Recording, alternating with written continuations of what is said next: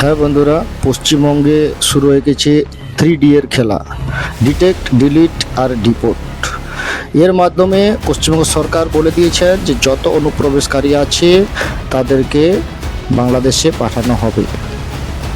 তার কারণ আমাদের পশ্চিমবঙ্গ এতদিন ধরে একটা বিশাল সমস্যাই ছিল, যে সমস্যাতে এখানের মানুষরা বিতস্ত হয়েছিল, যেখানে বাংলাদেশের অধিকাংশ মানুষ, প্রায় 1 কোটির কাছাকাছি মানুষ আমাদের বাংলাদেশে এসে সমস্ত রকম সুবিধাগুলো ভোগ করছিল। কেউ কাঁদছে, কেউ হাসছে, কেউ বা নিজের সমস্ত কিছু নিয়ে বাংলাদেশে পাড়ি দেওয়ার জন্য বর্ডারে চলে যাচ্ছে। সাংবাদিকরা যখন তাদেরকে বলেন যে আপনারা এখান থেকে কবে এসেছেন, তো কেউ বলছেন যে 2 বছর, কেউ 5 বছর, কেউ 10 বছর, কেউ 20 বছর, কেউ 30 বছর ধরে এখানে এসেছে।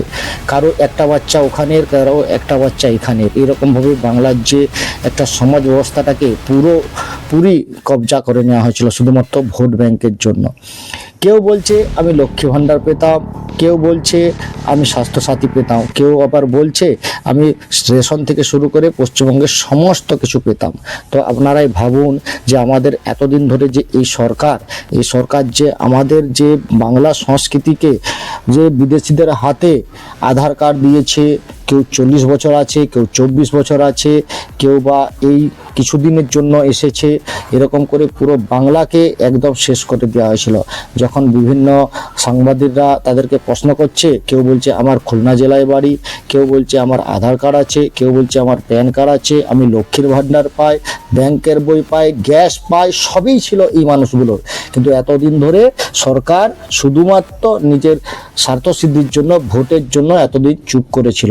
আমাদের ভারতবর্ষের তথা পশ্চিমবঙ্গের যে সমস্ত রকম আর্থিক সহযোগিতা, এই সহযোগিতা শুধুমাত্র পশ্চিমবঙ্গবাসীর জন্য, সেগুলো বিদেশির মানুষ এসে উপভোগ করছিল।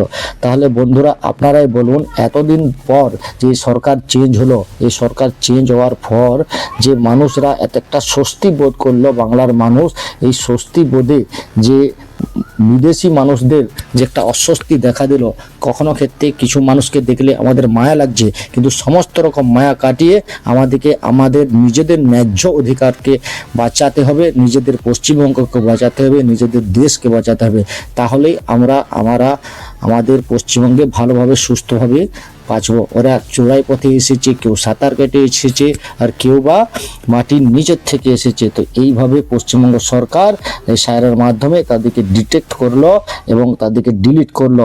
এবার এই সরকারের কাজ হলো তাদেরকে ডিপোর্ট করা, আর সেই কাজটাই চলছে। কেমন লাগলো বন্ধুরা জানাবেন কিন্তু।